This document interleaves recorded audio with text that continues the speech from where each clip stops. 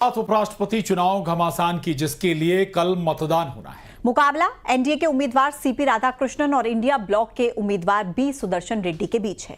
सत्ता पक्ष और विपक्ष दोनों ने कमर कस रखी है और जीत के अपने दावे हैं।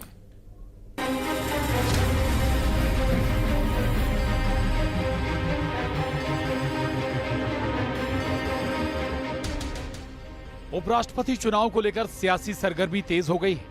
सत्ता पक्ष और विपक्ष एक बार फिर से आमने सामने। इस चुनाव को लेकर राजनीति अपने चरम पर है। संसद से लेकर सोशल मीडिया तक उपराष्ट्रपति के चुनाव को लेकर चर्चाएं आम हैं और दोनों ही गठबंधन डिनर पॉलिटिक्स के जरिए चुनाव साधने की कोशिश कर रहे हैं।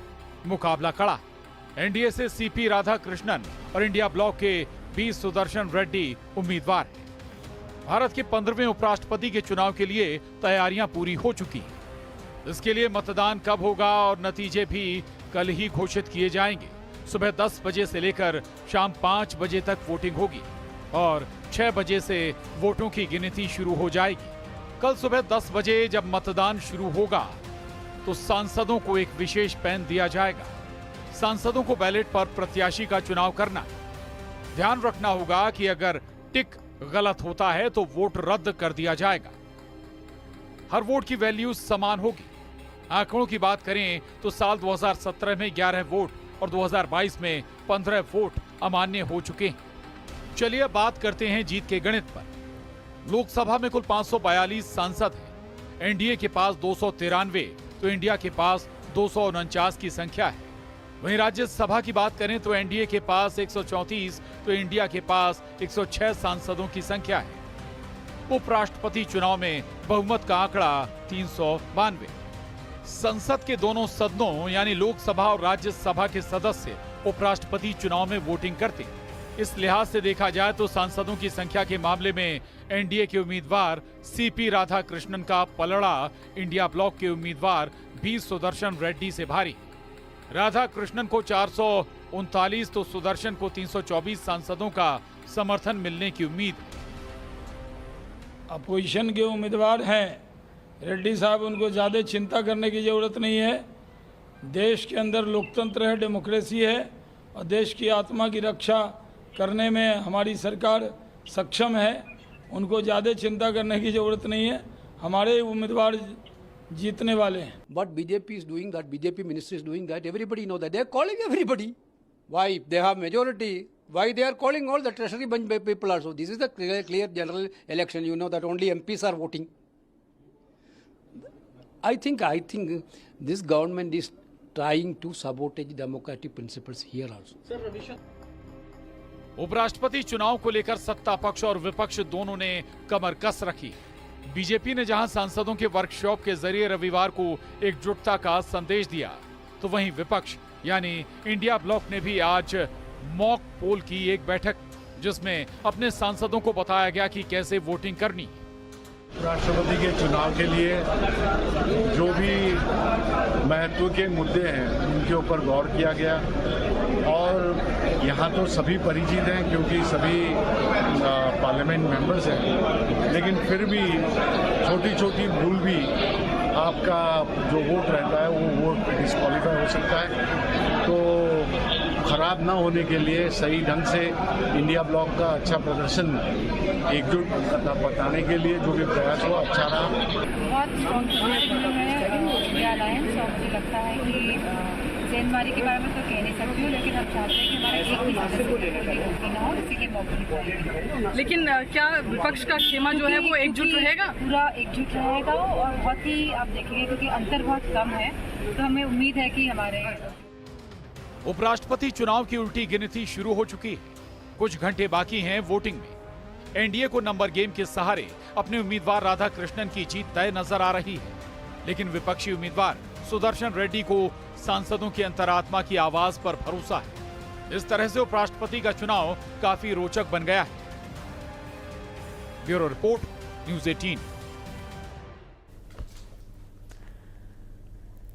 अब बात करते हैं बिहार में एसआईआर की, जिसको लेकर सुप्रीम कोर्ट ने आज सुनवाई के दौरान अहम टिप्पणी की।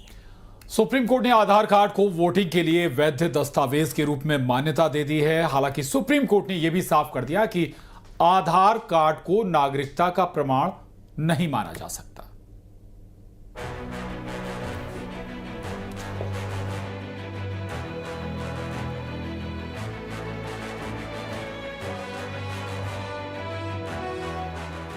बिहार में एसआईआर पर सुप्रीम कोर्ट ने बड़ा आदेश दिया है।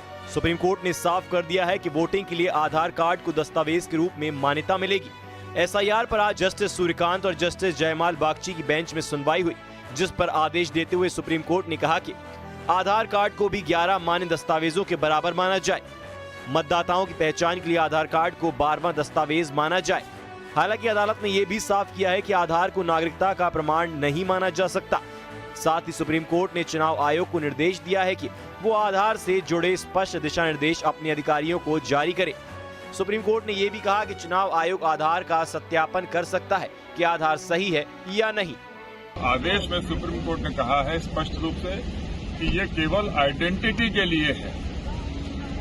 आर्टिकल 23 का हवाला भी दिया और कहा कि ये आधार कार्ड स्वीकार किया जाएगा सक्षम अधिकारी के द्वारा और वह केवल आइडेंटिटी के लिए। सुप्रीम कोर्ट के आदेश के बाद अब सियासी वार पलटवार भी शुरू हो गया है। देखिए, एसआईआर पर तो कोई विवाद है नहीं।